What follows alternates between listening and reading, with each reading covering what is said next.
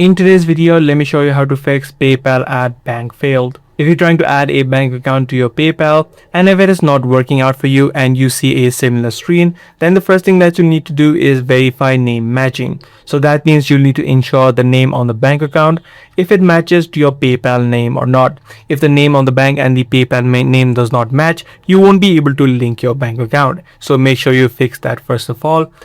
Secondly, your bank also needs to be in the same country as your PayPal account. So for example, if you selected one country in PayPal and another country on your bank account, or your bank account is in a different country, that will also not go through.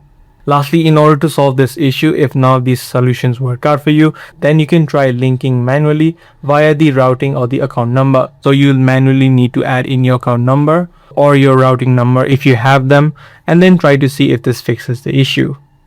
However, if none of these solutions work out for you, then you'll just need to wait out 24 to 48 hours because this could be a temporary PayPal glitch in the system. So just wait out and you should be able to add in the bank later on.